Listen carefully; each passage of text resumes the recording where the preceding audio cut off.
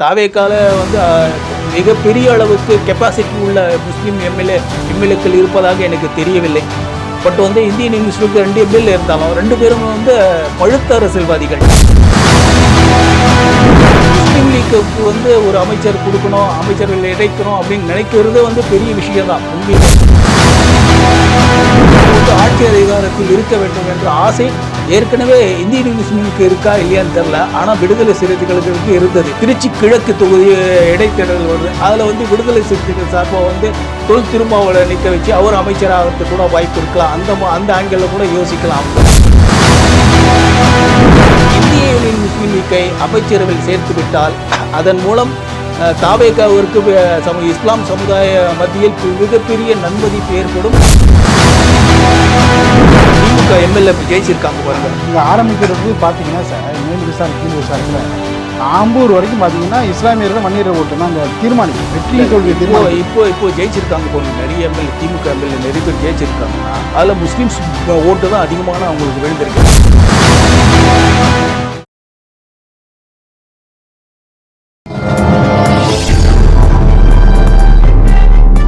பத்திரிகை.com நேயர்களுக்கு இனிய வணக்கம். விறுவிறுப்பான அரசியல் சூழலில் நம்மோடு இணைந்திருப்பவர் மூத்த பத்திரிகையாளர், எழுத்தாளர் அப்துல் அஜீஸ் அவர்கள். வணக்கம் சார். வணக்கம் சார், வாழ்த்துக்கள். அரசியல் அரங்கத்தில் அதிரடி திருப்பங்கள் அரங்கேறிட்டே இருக்கு. ஒவ்வொரு நாளும் ஒவ்வொரு நிமிஷமும் பார்த்திங்கன்னா பல்வேறு விதமான நகர்வுகள் வந்து பார்த்திங்கன்னா பேசும் பொருளாக மாறிட்டு இருக்கு. தாவேகனுடைய அமைச்சரை விரிவாக்கம், அதில் ஐயுஎம்எல் சேரப்போதா இல்லை விசிகே சேரப்போதா உள்ளிட்ட எதிர்பார்ப்புகள் இருந்தாலும் அதிமுகவிலேருந்து பிரிந்து வந்து வாக்களித்த 25 எம்எல்ஏக்கள் அவர்களுக்கு அமைச்சரவையில் இடம் கிடைக்குமா? அவர்களுக்கு அமைச்சரவையில் இடம் கொடுத்தால் நாங்கள் எங்களுடைய முடிவை மறுபரிசீலனை செய்வோம் என்று விசிகாவும் மார்க்சிஸ்ட் கம்யூனிஸ்ட் கட்சியும் எச்சரிக்கை விடுத்துள்ளன. தமிழக அரசியல் வரலாற்றில் இது ஒரு புதிய அரசியல் நிகழ்வுகள். இது போன்ற ஒரு நிகழ்வுகள் வந்து ஒரு 30-40 வருஷத்துக்கு முன்னாடி நடந்ததும் கிடையாது, 50 வருஷத்துக்கு முன்னாடி நடந்தது, அதுக்கு பிறகு கூட நடந்தது கிடையாது. ஒன்று வந்து அதிமுக இல்லாட்டி திமுக, இது மாறி மாறி கட்சி தான் வரும். இப்போது வந்து தாவேகா வந்து பெரும்பான்மை இல்லை என்றாலும் கூட கூட்டணி ஆட்சியை அமைக்க முயற்சி செய்து வருது. குறிப்பாக வந்து இடதுசாரிகள், விசிகா, இந்திய யூனியன் முஸ்லீம் ஆகிய கட்சிகளின் ஆதரவோடு ஆட்சி அமைத்து விட்டது. இந்த கட்சிகளின் ஆதரவு இனியும் தொடர வேண்டும். அதாவது திடீர்னு ஏதாவது ஒரு பிரச்சனை வந்து அவங்க வந்து வாபஸ் வாங்கிட்டானா அது பெரிய நெருக்கடி ஏற்படுத்தணும் என்ற நிலையில் அவங்க யோசிக்கிறாங்க. அறுதி பெரும்பான்மையாக சிபிஎஸ் அணி வாக்களிச்சிருக்காங்க. ஆமாம். அது சப்போஸ் அவங்க வந்து வந்துட்டாங்கன்னா இதுவாகிடும்னு சொல்லிட்டு அந்த ஆங்கிளில் யோசித்து விடுதலை சிறுத்தைகள், இடதுசாரி கட்சிகள் மற்றும் வந்து இந்திய யூனியன் முஸ்லீம் அனைவரையுமே வந்து அந்த அமைச்சரவையில் இணைக்கிறதுக்கான முயற்சிகள் எடுத்து இருக்காங்க. அதன் அடிப்படையாக தான் வந்து விடுதலை சிறுத்தைகள் இந்திய யூனியன் முஸ்லீமுக்கு அழைப்பு விடுக்கப்பட்டிருக்கிறது.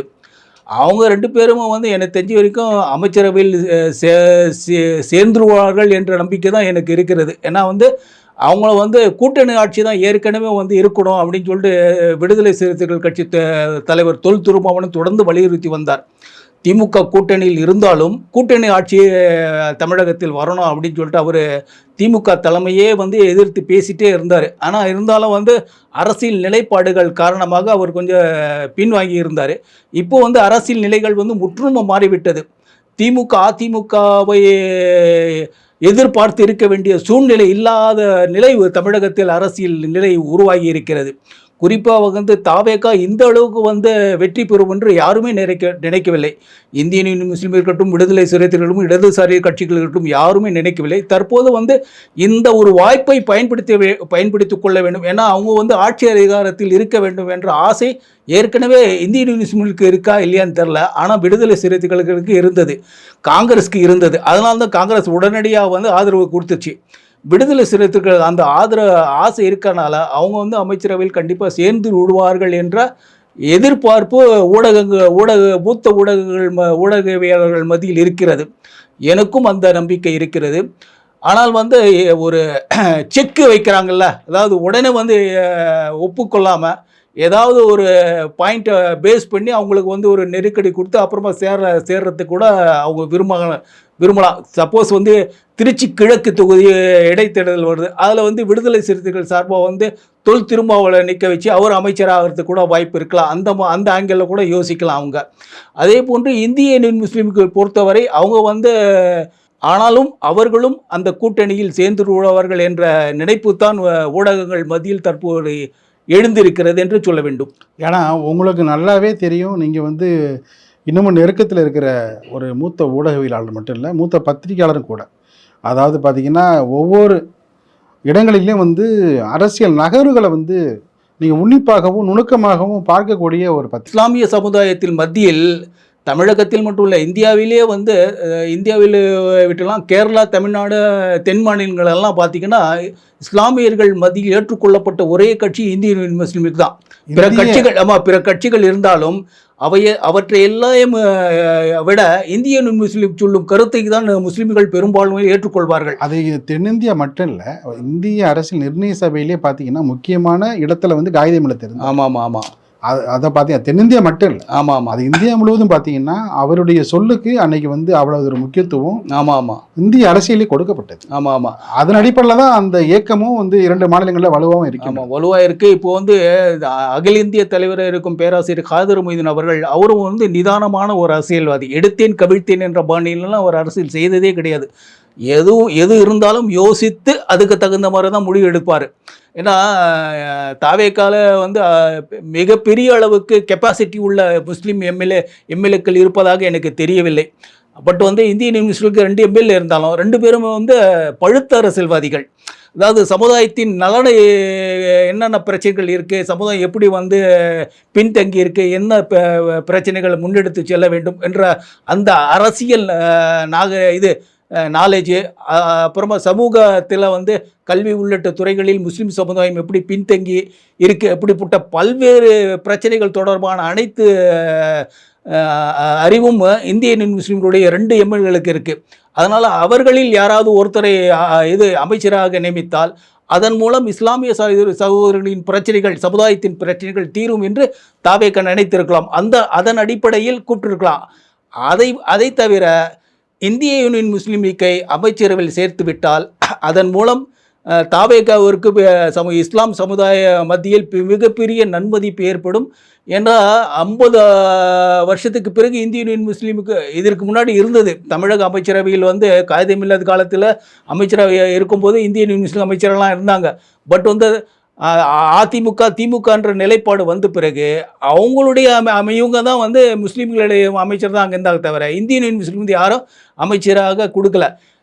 ஃபார் எக்ஸாம்பிள் வந்து கலைஞர் அவர்கள் சிறுபான்மை அரசராக இருந்தபோது, அதாவது அதிக பெரும்பான்மை இல்லாமல் மைனாரிட்டி அரசாக இருந்தபோது கூட முஸ்லீம் லீக்கிலேருந்து அமைச்சரை யாரையும் அவர் நியமிக்கலை.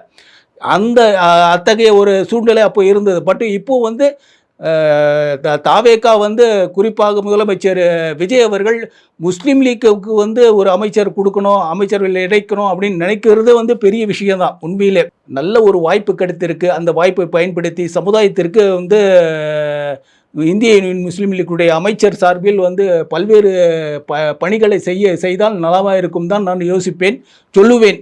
பத்திரிகையாளர் என்ற முறையில் தான் சொல்கிறேன். அப்படி செய்ய வேண்டும். நல்ல ஒரு வாய்ப்பு. இந்த வாய்ப்பு திரும்பவும் கிடைக்குமான்னு சொல்ல முடியாது. இந்த வாய்ப்பை வந்து சரியான முறையில் பயன்படுத்தி கொள்ள வேண்டும். ஆமாம், சரியான முறையில் பயன்படுத்திக் கொள்ள வேண்டும் என்பதுதான் பத்திரிகையாளர் என்ற முறையில் என்னுடைய கருத்து. கேரளாவில் வந்து இந்திய யூனியன் முஸ்லீமுக்கு காங்கிரஸ் கூட்டணி ஆட்சி வந்துச்சு. அதே மாதிரி தமிழகத்தையும் வரணும்னு சொல்லிட்டு கேரள தலைவர்களெல்லாம் நினைக்கிறாங்கன்னு சொல்லிட்டு ஊடக சகோதரர்கள்லாம் நம்மகிட்ட சொல்கிறாங்க. நிறைய பேர் கேரளாவில் இப்போ எப்படி காங்கிரஸ் கூட இணைந்து இந்திய யூனியன் முஸ்லீம் ஆட்சி வந்திருக்கோ அதே மாதிரி வந்து தமிழகத்திலேயே வரக்கூடாது அப்படின்னு சொல்லிட்டு நிறைய ஊடக தோழர்கள் பேசிக்கிறாங்க. கொள்கையா நட்பா அதே போல மக்கள் பணியா இது முடிவெடுக்க வேண்டிய கட்டாயத்தில் ஐயூஎம்எல். ஆமாம், கண்டிப்பாக இருக்குது. ஐயூஎல் மட்டும் இல்லை, பார்த்தீங்கன்னா விசிகா எல்லாமே இருக்கு. ஆமாம், ஏன்னா அவங்க எல்லாருமே வந்து திமுக கூட்டணி தொடரும் தான் சொல்கிறாங்க. ஆமாம், இன்னும் இப்போ வந்து விடுதலை சிறுத்தைகள் தலைவர் தொல்மாவூரமா வந்து இப்போ நான் இந்த விவாதத்துக்கு வர்றதுக்கு முன்னாடி கூட அவர் வந்து நாங்கள் வந்து இன்னும் முடிவெடுக்கலை, நாங்கள் வந்து பல்வேறு நிலைப்பாடுகளை யோசித்து தான் முடிவெடுப்போம்னு சொல்கிறார். அவன் வந்து திமுக இதில் வந்து அவங்க நிலைப்பாட்டில் வந்து சாஃப்ட் கார்னர். ஏன்னா வந்து கிட்டத்தட்ட ஒரு 3 எலெக்ஷன் போன பார்லிமெண்ட் எலெக்ஷன், அதுக்கு முன்னாடி சட்டமன்ற எலெக்ஷன், இந்த சட்டமன்ற எலெக்ஷன் அப்படின்னு சொல்லிட்டு எல்லா எலெக்ஷனும் திமுக கூட. ஏன்னா வந்து அவங்க வந்து அந்த அளவுக்கு வந்து திமுக வந்து விடுதலை சிறுத்தைகளுக்கு, முஸ்லீம் லீக்கு, இந்தியன் யூனியன் முஸ்லீம், காங்கிரஸுக்கு அவங்க மதிப்பு கொடுத்தாங்களா இல்லையா? பட் வந்து இந்த 3 இவங்களுக்கு சமுதாய கட்சிகளுக்கு வந்து நல்ல மரியாதை கொடுத்தாங்க திமுகவில். இந்தியன் யூனியன் முஸ்லீம் லீக்கை பொறுத்த மட்டும் அவங்க திமுகவுக்கு பெரிய வந்து ஒரு ப்ளஸ் பாயிண்ட் தான். இப்போ வந்து இப்போ இந்த 2 எம்எல்ஏ ஜெயிச்சிருக்கான்னா திமுகவோட உழைப்பு இல்லாமல் 2 எம்எல்ஏயும் ஜெயிக்கல. அதே மாதிரி திமுக எம்எல்ஏ நிறைய பேர் ஜெயிச்சிருக்காங்க, முஸ்லீம் ஓட்டு பேஸ் பண்ணி தான் நிறைய பேர் ஜெயிச்சிருக்காங்க. ராணிப்பேட்டு தொகுதியில் தாவேகா எம்எல்ஏ வந்திருக்காங்க, லேடி ஒருத்தர். பட் வந்து ஆமாம் வந்திருக்காங்க. பட் வந்து அங்கே வந்து தோத்த திமுக வேட்பாளர் காந்திக்கு வந்து முஸ்லீம்கள் தான் அதிகமான ஓட்டு போட்டிருக்காங்க. அதாவது மேல் விசாரம்லாம் நீங்கள் பார்த்தீங்கன்னா முஸ்லீம் ஓட்டு ஃபுல்லாக வந்து காந்திக்கு தான் விழுந்திருக்கு. அது பழனி பாபா காலத்திலேருந்து ரொம்ப ஸ்ட்ராங்காக. அதாவது ஆமாம், மேல் விசாரம் காந்தி இருக்கு. முஸ்லீம் வந்து திமுகவுக்கு அந்த அளவுக்கு ஆதரவோடு தான் இருந்திருக்காங்க. இப்போ அந்த சூழ்நிலையில் இவங்க வந்து தாவேகாவுக்கு அமைச்சரவையில் சேரும்போது முஸ்லீம்கள் மத்தியில் ஒரு மாதிரியான ஒரு இது வரதான் செய்யும். பட் வந்து சூழ்நிலை, அரசியல் சூழ்நிலையை பயன்படுத்தி கொள்ளணும் அப்படின்னு சொல்லிட்டு ஒரு நிலைப்பாடு வரும்போது வேறு வழியில் தான் நினைக்கிறேன் நான். மேல் விசாரணை கீழ் விசாரத்தில் அப்துல் சமது, அப்துல் லத்தீப் வந்து கூட்டம் போட்டால் அவ்வளவு கூட்டம் கூடும். அதுக்கு முன்னாடி காயிதே மில்லத்தை வந்து வந்தாருன்னு வச்சிங்களேன், அதை பார்த்தீங்கன்னா பெருமளவில் வந்து போக்குவரத்தே வந்து பாதிக்கப்படும் அப்படின்னு ஒரு காலத்தில் பேசுவாங்களாம். ஆமாம், உண்மைதான் அது. அதாவது மேல் விசாரத்தில் வந்து வாலாஜி ஹசேன் சொல்லிட்டு ஒருத்தர் இருந்தார், எம்எல்ஏ இருந்தார், ஜெயிச்சார். அவர் வந்து திமுக கலைஞருக்கு ரொம்ப வந்து நெருக்கமான ஆள். கலைஞர் வந்து அவர் முதலமைச்சர் வந்தால் தான் கல்யாணம் பண்ணிக்குவேன்னு சொல்லிட்டு பிடிவாதமாக இருந்தவர். அவருக்கு வந்து கலைஞர் காலத்தில் வந்து சீட் கொடுக்கல. அவங்க என்ன பண்ணாருன்னா இண்டிபெண்ட்டார், சுயேட்சையாக நின்று அவர் ஜெயிச்சது ஃபுல்லாக மேல் விசாரம் ஓட்டு தான். ஃபுல் ஓட்டு அப்படியே விழுந்துச்சு. ஓட்டு ஜெயிச்சுட்டு போயிட்டு அவர் அசம்பிளியில் போய் கலைஞர்கிட்ட வாழ்த்து வாங்கும்போது அவர் வாழ்த்து கொடுக்க மறுத்துட்டார். ஏன்னா அந்த என்னுடைய எதிர்ப்பை மீறி எப்படி ஜெயிச்சுட்டு வரலாம் அப்படின்னு சொல்லிட்டு ஒரு நிலைப்பாடு இருந்து. நான் இது ஏன் சொல்ல வரேன்னா, வாலாஜாசன் மேல் விசாரம் அந்த முஸ்லீம்கள் ஓட்டு பேஸ் பண்ணி தான் ஜெயிச்சார். அதே மாதிரி இப்போ இருக்க நிறைய திமுக எம்எல்ஏ இப்போ ஜெயிச்சிருக்காங்க பாருங்க. இங்கே ஆரம்பிக்கிறது பார்த்தீங்கன்னா சார், மேல் விசாரணை கீழ் விசாரத்தில் ஆம்பூர் வரைக்கும் பார்த்தீங்கன்னா இஸ்லாமியர்கள் வன்னியர் ஓட்டு தான் அங்கே தீர்மானிக்கும், வெற்றியை தோல்வியை தீர்மானிக்கும். இப்போ ஜெயிச்சிருக்காங்க பாருங்க நிறைய எம்எல்ஏ, திமுக எம்எல்ஏ நிறைய பேர் ஜெயிச்சிருக்காங்கன்னா அதில் முஸ்லீம்ஸ் ஓட்டு தான் அதிகமான அவங்களுக்கு விழுந்திருக்கு. KN நேரு அவரே சொல்லியிருக்கிறார், நான் ஜெயிச்சது முஸ்லீம் ஓட்டு பேஸ் பண்ணி தான் ஜெயித்தேன், எனக்கு அதிகமான முஸ்லீம் ஓட்டு தான் கிடைச்சிருக்கு அப்படின்னு அவரே ஸ்டேட்மெண்ட் விட்டுருக்கிறார். ஏன்னா முஸ்லீம்களை ஃபுல்லாக வந்து திமுக தான் ஓட்டு போட்டிருக்காங்க. அதாவது உணர்ச்சி பெருக்கால் வந்து தாவேகாவுக்கு நிறைய பேர் ஓட்டு போடல. பட் இளைஞர்கள், முஸ்லீம் பெண்களெல்லாம் போட்டிருக்காங்க. அதில் மாறுபட்ட கருத்துக்கள் அந்த போட்டனால தான் அந்த லேடியெல்லாம் ஜெயிச்சிருக்காங்க. ஆனால் இப்போ வந்து ஆற்றுல ஒரு கால் சேத்துல ஒரு கால் வைக்க முடியாதுல்ல ஐயமல், அது வைக்க முடியாது. அதாவது பெரிய வாய்ப்பு. ஆமாம், அந்த வாய்ப்பை வந்து உரிய நேரத்தில் பயன்படுத்தி ஆகணும். ஏன்னா புதிய அரசியல் சூழ்நிலை உருவாயிடுச்சு. அப்போ இளைஞர் மத்தியிலலாம் ஒரு இது வந்துச்சு.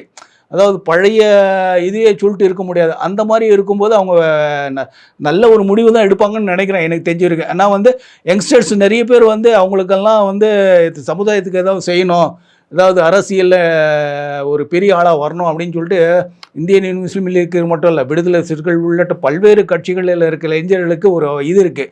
இப்போது அத்தகைய ஒரு வாய்ப்பு வரும்போது அது பயன்படுத்திக்கலன்னா வந்து அவங்க பின் வந்து மூத்த தலைவர்களுக்கு எதிரான ஒரு சூழ்நிலையை எடுத்துருவாங்க. ஆனாலும் வந்து அவங்கெல்லாம் யோசிப்பாங்க, அதெல்லாம் யோசித்து தான் முடிவு எடுப்பாங்கன்னு நினைக்கிறேன். எனக்கு தெரிஞ்சிருக்கும் விடுதலை சிறுத்தைகள், இந்திய யூனியன் முஸ்லீம் ரெண்டுமே வந்து அமைச்சர்கள் சேர்ந்துருன்னு தான் நினைக்கிறேன். ஏன்னா இஸ்லாமிய இளைஞர்கள் பார்த்தீங்கன்னா ஜென்சி கிட்ஸாக இருக்கட்டும், துடிப்பான இளைஞர்கள்லாம் பார்த்தீங்கன்னா ஓரளவு வந்து விஜயோடைய அந்த தாக்கத்தில் இருக்கிறாங்க. கேரளாவில் அமைச்சரை வந்துச்சு, தமிழ்நாட்டில் அமைச்சராக இருந்துச்சுன்னா அது ஒரு ரெக்கார்ட், வரலாறு இல்லாது வரலாறு பேசும்ல அப்படின்னு அந்த பாணியில் தான் பேசுகிறாங்க. ஸோ வந்து கேரள தலைவர்கள்லாம் கூட வந்து இந்தியன் யூனியன் முஸ்லீம் லீக் சேர்றது வந்து நல்லது அப்படின்னு சொல்லிட்டு யோசிக்கிற லெவலில் தான் இருக்காங்கன்னு சொல்லிட்டு ஒரு கேரளா ரிப்போர்ட் வந்து நான் பேசும்போது அவர் சொன்னார். கேரளாலலாம் அவங்க அப்படி தானே சொல்கிறாங்க, நீங்கள் ஏன் இன்னும் டிசிஷன் எடுக்காமல் இருக்காங்க அப்படின்னு. இந்தியன் யூனியன் முஸ்லீம் லீக் இங்கே இருக்கிற இவங்க வந்து முடியாமல் எடுக்காமல் இருக்காங்கன்னு சொல்லிட்டு அந்த பள்ளி தான் பேசுகிறாரு. ஸோ வந்து அதெல்லாம் யோசித்து பார்ப்பாங்க. யோசித்து பார்த்து நான் இது போன்ற ஒரு வாய்ப்பு திரும்ப வருமா, எதிர்கால அரசியல் எப்படி இருக்கும் அப்படின்னு சொல்ல முடியாது. இந்த தாவேகா அலை வந்து இன்னும் தொடருமா அப்படி இப்படின்னு சொல்ல முடியாது. நான் திடீர்னு அரசியல் சூழ்நிலையெல்லாம் மாறும்போது பயன்படுத்தாமல் விட்டுமே அப்படின்னு சொல்லிட்டு தலைமைக்கு வந்து எதிராக ஒரு குரூப்பு கிளம்பிடும். பட் வந்து இப்போ இருக்கிற சூழ்நிலையில் இளைஞர்கள் மத்தியில் வந்து ஒரு பெரிய உற்சாக எழுச்சியெல்லாம் இருக்கும்போது அவங்கெல்லாம் வந்து அரசியலில் பெரிய இதுக்கு வரணும் அப்படி இப்படின்னு இருக்கும்போது ஆட்சி அதிகாரம் இல்லாமல் எதுவுமே பண்ண முடியாது.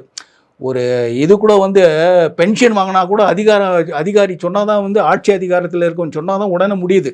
சாதாரண 6 மாதம் அலைய வைக்கிறாங்க நிறைய பேர் பென்ஷனுக்கு. அந்த மாதிரியெல்லாம் இருக்கும்போது நல்ல ஒரு வாய்ப்பை வந்து அவங்க பயன்படுத்திக்குவாங்க. இந்தியன் முஸ்லீம் கம்யூனிட்டிகளை விடுதலை சிறுத்தைகளும் பயன்படுத்துவாங்க. சப்போஸ் இடதுசாரி கட்சிகளை ஒரு அழைப்பு விடுத்தா அவங்களும் வந்து பயன்படுத்துவாங்கன்னு சொல்லிட்டு தான் நான் நினைக்கிறேன். மலபார் முதல் மண்ணடி வரை எப்படியெல்லாம் வந்து இனி இந்திய யூனியன் முஸ்லீம் லீக்கினுடைய அரசியல் இருக்கும் என்பதை பொறுத்திருந்து பார்ப்போம். நிகழ்ச்சியில் பங்கேற்று பலர் கருத்துக்களை தெரிவித்தமைக்கு நெஞ்சார்ந்த நன்றி. மிக்க நன்றி ஐயா.